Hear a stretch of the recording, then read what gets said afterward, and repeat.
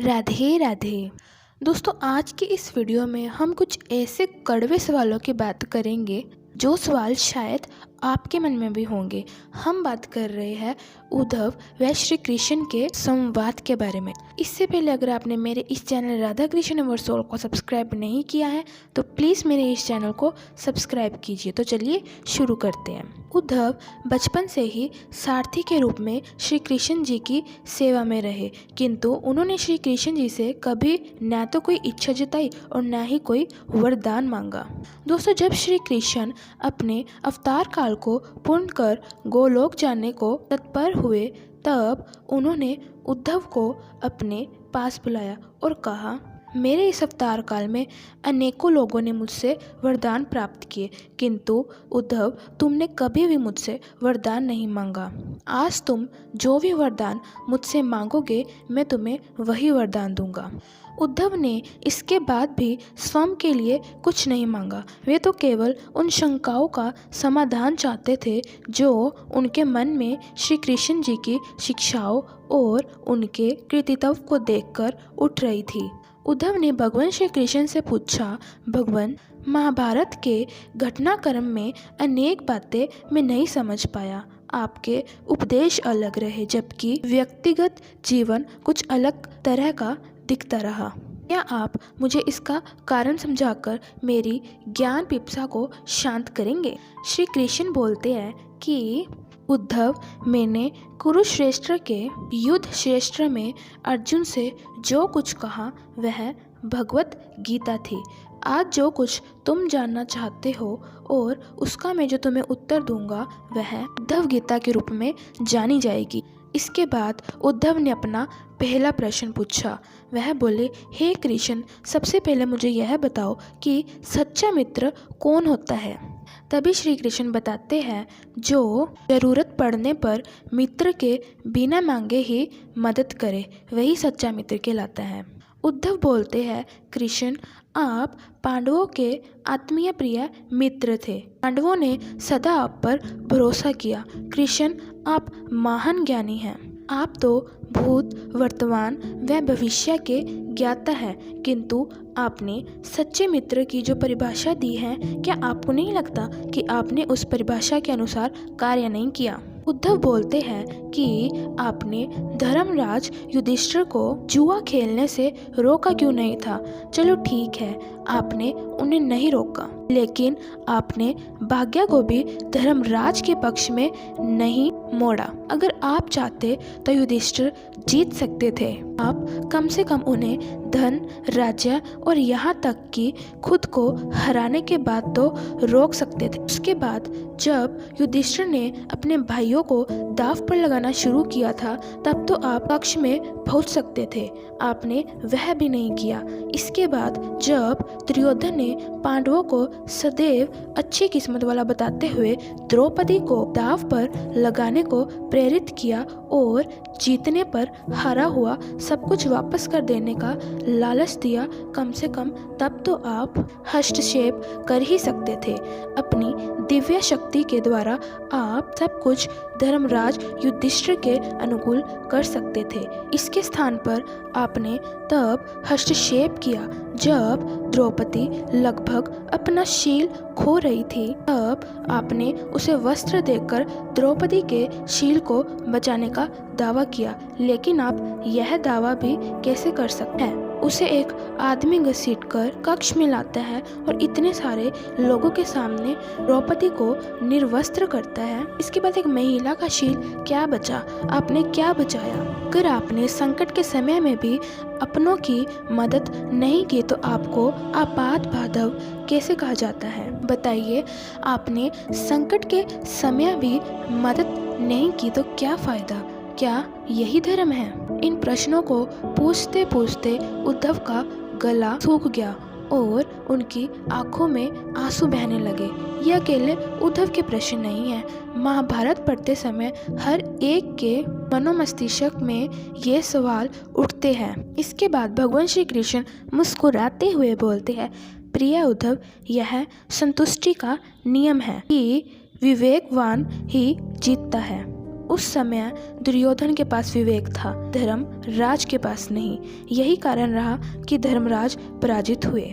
दुर्योधन के पास जुआ खेलने के लिए पैसा और धन तो बहुत था, लेकिन दुर्योधन को जुआ खेलना नहीं आता था, इसीलिए उसने अपने मामा शकुनी का साथ लिया। यही विवेक है। धर्मराज भी इसी प्रकार सोच सकते थे और अपने चचेरे भाई से पेशकश कर सकते थे कि उनकी तरफ से मैं खेलूंगा। जरा विचार करो कि अगर शकुनी और मैं खेलते तो कौन जीतता? पासे के अंक उसके अनुसार आते या मेरे अनुसार आते? चलो इस बात को जाने दो। उन्होंने मुझे खेल में शामिल ही नहीं किया।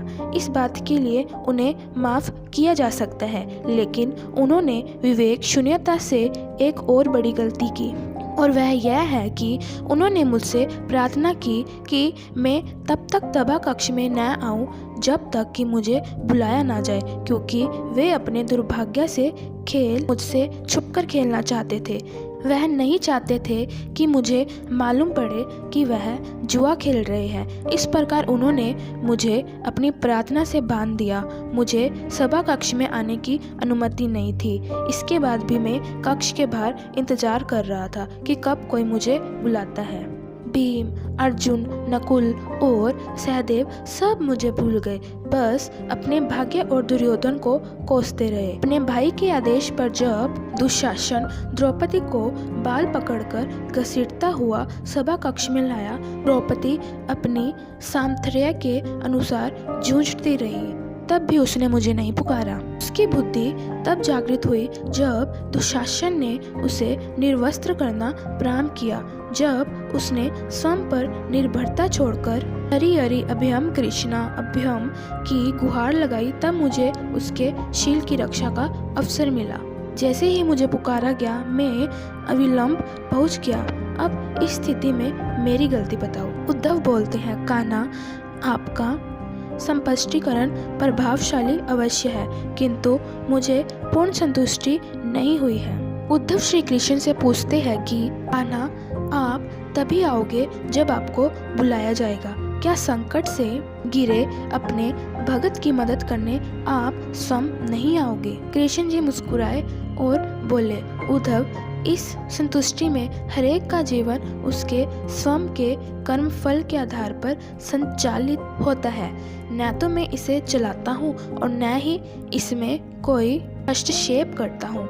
मैं केवल एक साक्षी हूँ। मैं सदैव तुम्हारे नजदीक रहकर जो हो रहा है उसे देखता हूँ। यही ईश्वर का धर्म है। फिर उद्धव प्रश्न पूछते हैं, वाह वाह, बहुत अच्छा कृष्ण, तो इसका अर्थ यह हुआ कि आप हमारे नज़दीक खड़े रहकर हमारे सभी दुष्कर्मों का निरीक्षण करते रहेंगे। हम पाप पर पाप करते रहेंगे और आप हमें साक्षी बनकर देखते रहेंगे। आप क्या चाहते हैं कि हम भूल करते रहे, पाप की गठरी बांधते रहे और उसका फल भुगतते रहे? तभी श्री कृष्ण कहते हैं कि हे उद्धव, तुम शब्दों के गहरे अर्थ को समझो। जब तुम समझकर अनुभव कर लोगे कि मैं तुम्हारे नज़दीक साक्षी के रूप में हर पल हूँ, तो क्या तुम कुछ भी गलत या बुरा कर सकते हो? तुम निश्चित रूप से कुछ भी बुरा नहीं कर सकोगे। जब तुम यह भूल जाते हो और यह समझने लगते हो कि मुझसे छुपकर कुछ भी कर सकते हो, तब ही तुम मुसीबत में फंसते हो। धर्मराज युधिष्ठिर का ज्ञान यह था कि उसने माना कि वह मेरी जानकारी के बिना जुआ खेल सकता है। अगर उसने यह समझ लिया होता कि मैं प्रत्येक के साथ हर समय साक्षी रूप में उपस्थित हूँ, तो क्या खेल का रूप कुछ और नहीं होता? भक्ति से अभिभूत उद्धव मंत्र मुग्ध हो गए और बोले, प्रभु, कितना गहरा दर्शन है, कितना महान सत्य है। प्रार्थना और पूजा पाठ से ईश्वर को अपनी मदद के लिए बुलाना तो महज हमारी पर भावना है। अगर जैसे ही हम यह विश्वास करना शुरू करते हैं कि ईश्वर के बिना पत्ता भी नहीं हिल सकता, तब हमें साक्षी के रूप में उनकी उपस्थिति महसूस होने लगती है। गड़बड़ तो तब होती है जब हम इसे भूलकर दुनियादारी में डूब जाते हैं। संपूर्ण श्रीमद् भागवत गीता में श्री कृष्ण ने अर्जुन को इसी जीवन दर्शन का ज्ञान दिया है। सारथी का अर्थ है मार्गदर्शक। अर्जुन के लिए सारथी बने श्री कृष्ण, जो कि उनके मार्गदर्शक थे। वह स्वयं की सामर्थ्य से युद्ध नहीं कर पा रहा था, लेकिन जैसे ही अर्जुन को परम साक्षी के रूप में भगवान कृष्ण का एहसास हुआ, वह ईश्वर की चेतना में विलीन हो गया। यह अनुभूति थी शुद्ध, पवित्र, प्रेममय, आनंदित सुप्रीम चेतना की। तो दोस्तों, आज की हमारी यह वीडियो यही ख़त्म होती है। अगर आपको यह वीडियो अच्छी लगे तो प्लीज़ इस वीडियो को लाइक ज़रूर कीजिए और अपने अन्य दोस्तों के साथ भी शेयर कीजिए। नोटिफिकेशन बेल ऑन कर दीजिएगा। अगली वीडियो जल्दी अपलोड होगी। तब तक के लिए राधे राधे।